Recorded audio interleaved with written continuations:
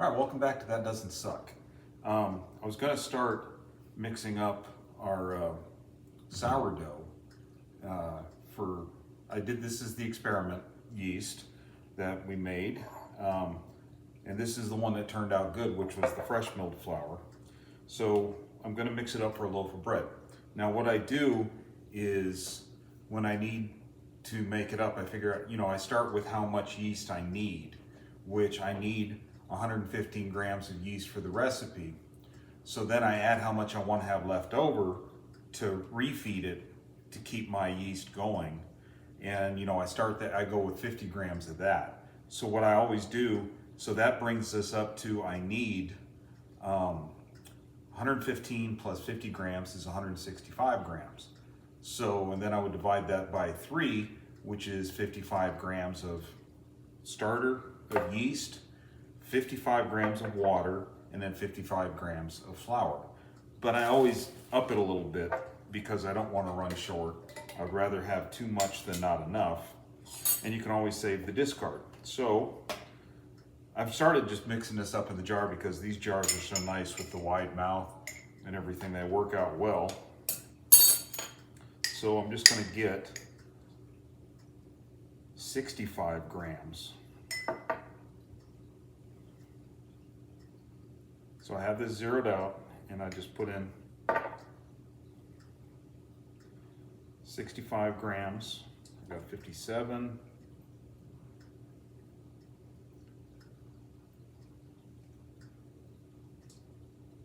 There, 65. And then I'll zero it. 65 grams of water.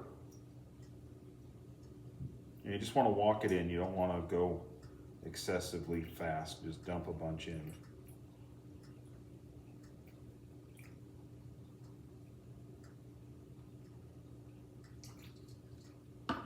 All right, there's 65. I'll zero it again.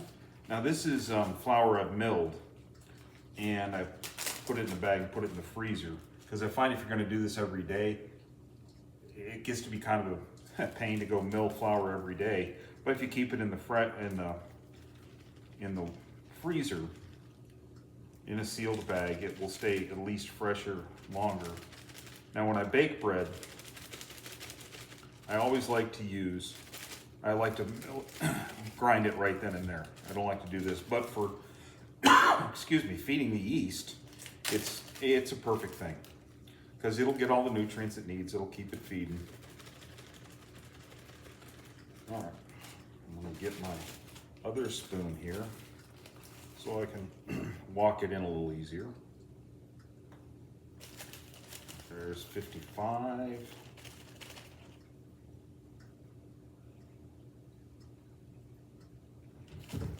61.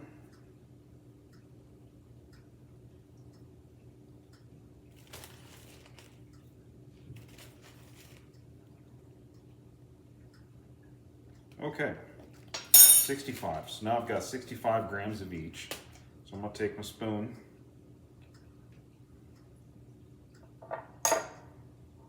and now we can just stir this all up. You want to just make sure there's no dry bits in here.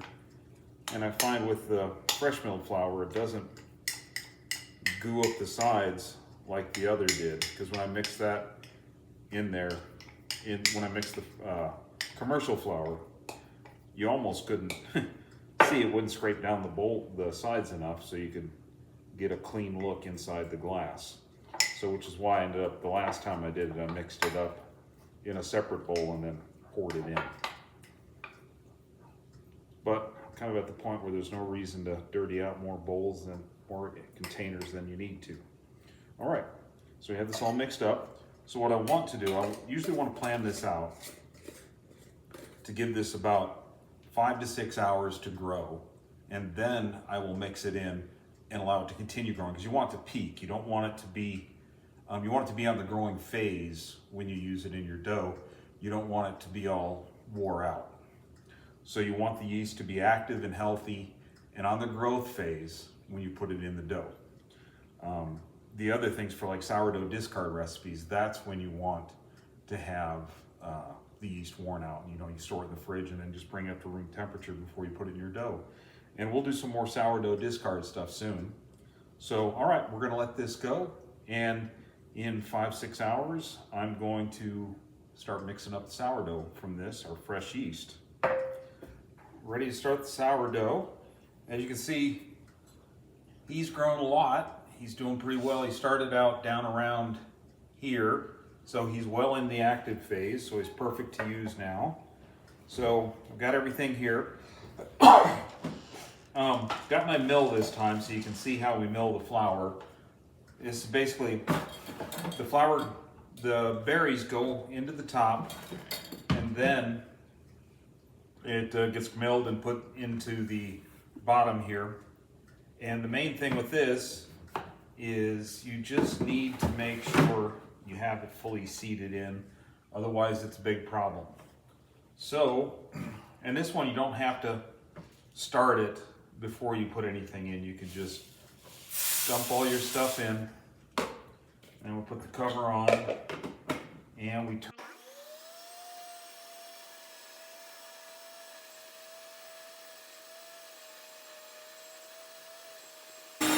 Like being able to, with fresh milled flour, it's nice to have weights instead of measurements, because with the weights, you can just measure it out, weigh it, put it in here, and you'll have the right amount when you do it, because there's a conversion where a cup of berries is, I think, 1.5 cups of milled flour is the way it's supposed to work out. But it's much more accurate if you can weigh it and start it that way.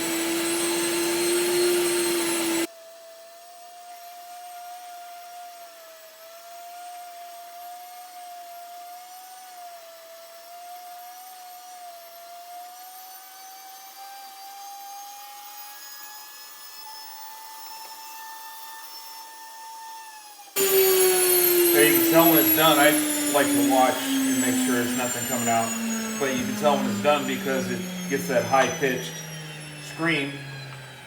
And we can unplug it, and we're just waiting for it to settle down, to quiet down, and then we can pull this out,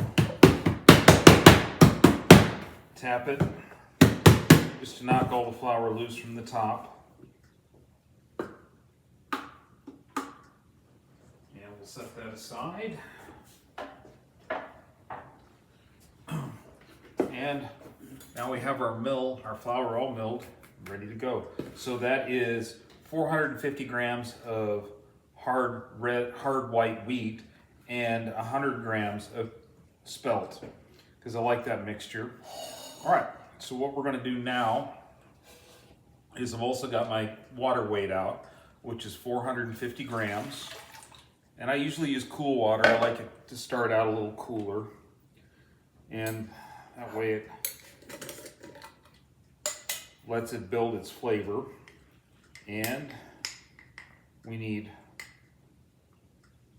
I usually like to get a little bit of water in the bowl, just because it kind of acts like a lubricant and will help it scrape out easier.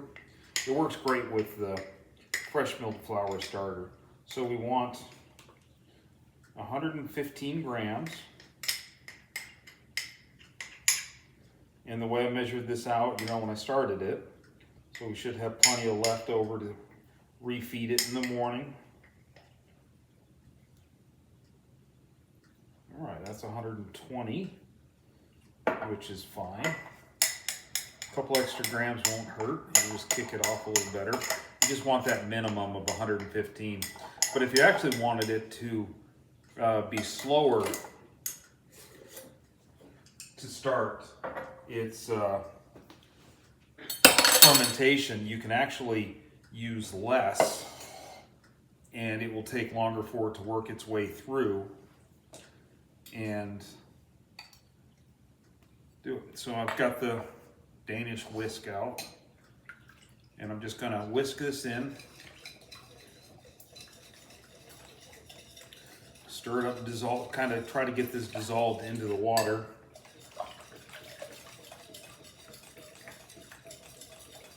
And you don't want the water too cold because it can shock it, and you don't want it too hot because it can kill it. So you want it nice in between. It should feel either neutral on your fingers, on your hand, or on your skin, or it should feel a little bit cool, but it should not feel cold. We're just going to dump all the flour in. I'm going to use my spatula to make sure nothing's stuck to the side. All right. And now we're also going to add our 2 teaspoons of salt. So that's all this is the flour, water, yeast, and salt. Nothing else will be added to this loaf. And so we'll mix this all in.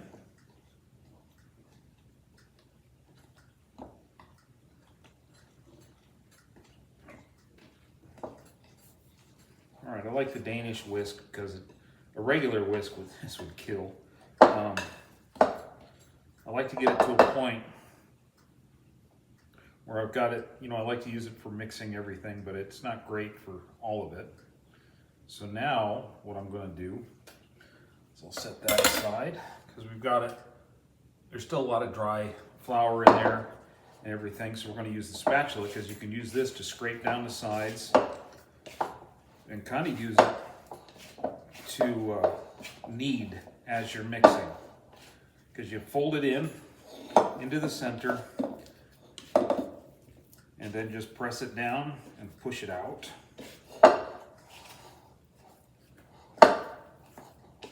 Because you kind of want to knead this a little bit to start getting the gluten created. I don't like to just leave it too shaggy, because a little bit of gluten making now will help later. So now we're getting it, and it's starting to come together. It's a nice wet dough. And I like the spatula too because it gives you some kneading force. But because this is silicone, the dough doesn't stick to it like it will your hands. Because normally you want to knead this until it's not sticking to your hands, but shoot, you can avoid the whole thing. Why bother getting your hands all gooed up?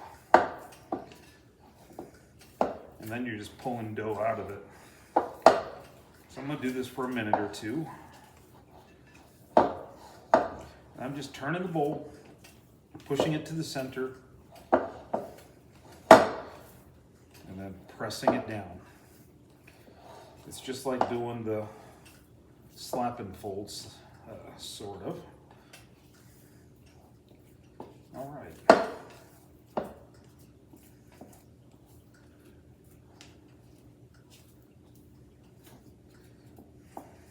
That looks pretty good. So now for the first one, I'm going to let this sit for about an hour, and then I'm going to come and do the stretch, start the stretch and folds. We'll do the 4 of those, each spaced out a half hour, and then we'll let it sit and ferment until it's risen. So we'll show you some of that. And now I'm going to cover it, and we're just going to let it do its thing. Back for the first stretch and fold. See, it's bumpy and all sorts of fun. So bada bing, bada boom.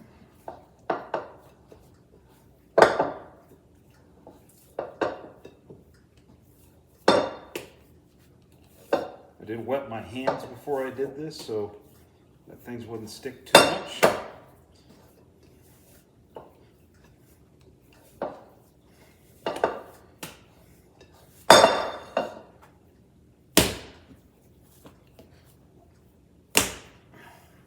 It's called a slap and fold, where I'm picking it up in the middle, letting it stretch, slap it down. Just trying to get the gluten going a little bit faster.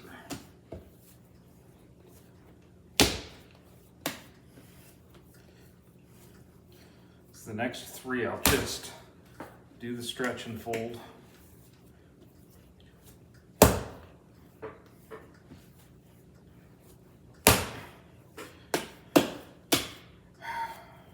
And if you're a really angry person with a lot of pent-up energy, this is a great way to let it out. I wouldn't know anybody like that. Rosie. There, I'll cover that up and let it go. We're back for our last stretch and fold. Dough is nice and cool, so it's going to get a long fermentation.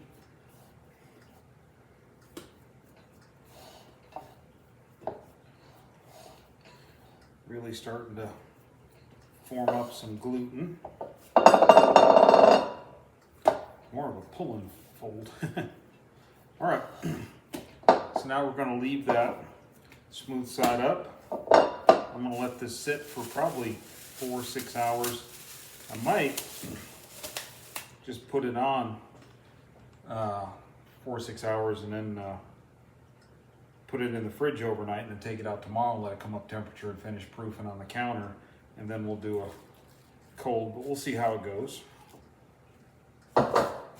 Just rather do it cold and slow than hot and fast and have a problem like I did before. Good morning, welcome back. Last night, the dough wasn't ready when I was ready to go to bed, so I put it in the I just left it covered, put it in the fridge, let it cold ferment overnight, and it looks pretty good. It's pulling away, and I took it out this morning, and I left it on the counter for probably 3.5 hours, probably closer to 4. Let it finish its thing. It smells pretty good. It was pulling away from the bowl. Yeah, it's coming out pretty clean. I'm just giving it a little tug.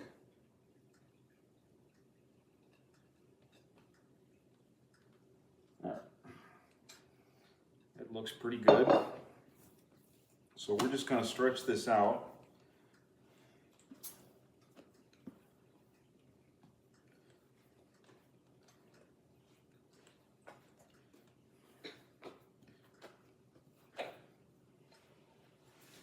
Yeah, it's got a nice sourdough smell, so that new yeast is doing pretty good. I haven't decided what I'm going to do with it because I'm not going to sit here and feed 2 of them, keep 2 around.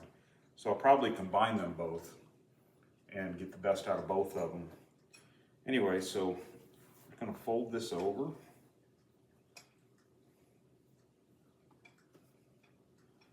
And this is good, it's not sticking to my hands, I haven't even wet them. So everything seems to be going good. And then I usually just roll it up, pull the sides,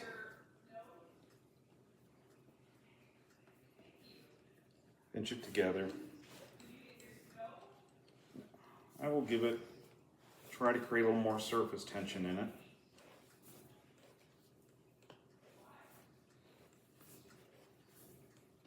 I'm putting it in an oblong banneton because I don't want to do I like the shape of the oblongs more. All right, pull that under. And so it will assume whatever shape you put it in. So if you're worried about trying to create a swirl and doing all this stuff and you get a round one, just put it in whatever shape one you have. It'll assume that shape and it'll still keep the swirl in. So now I'm going to spray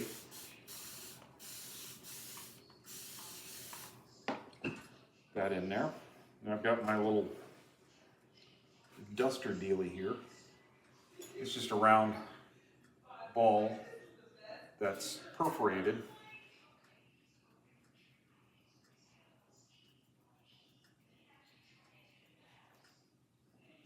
I'm going to put some on the dough itself.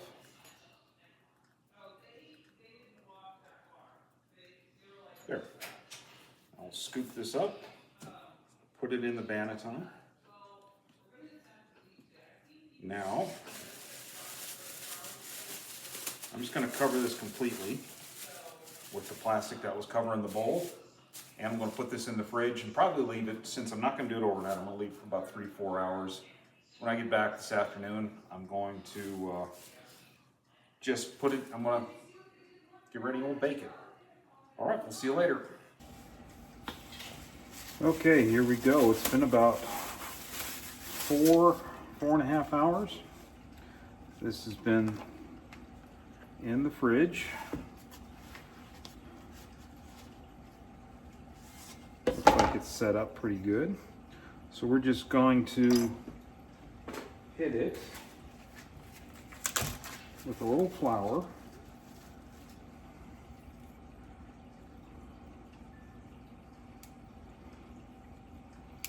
And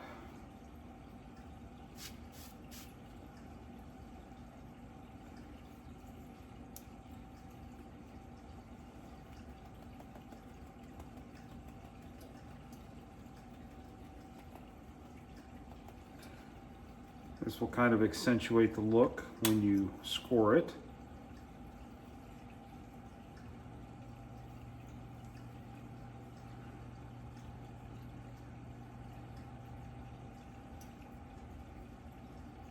There, he ought to look beautiful. The oven's preheated. And we're going to get the pan out.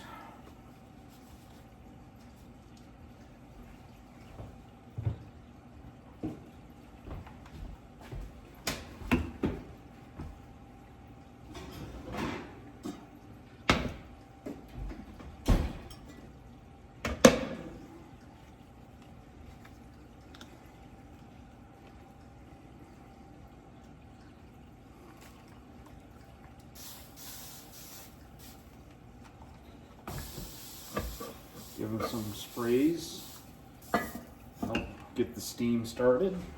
And back in the oven.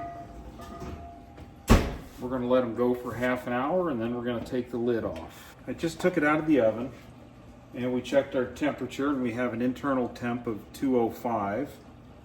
So now we can take the thermometer out and we just take him out and we're going to let him completely cool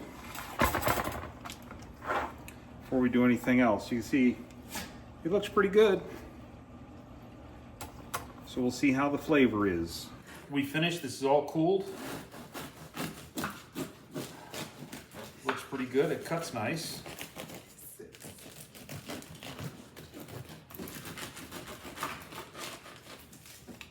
Of course I butchered the bottom. Well, you see it's got a nice crumb. It's the same type of crumb that you will see. You'll see that same pattern in the yeast mother before you do it. And peel this piece off. Yeah, it's nice texture.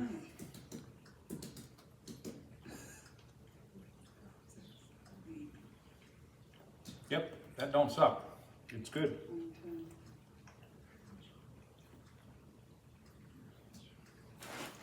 I'm pretty pleased with that. So I think that yeast, and it tastes just like the other one does, so I don't think there's much difference. So I'm just going to combine the two and call it good.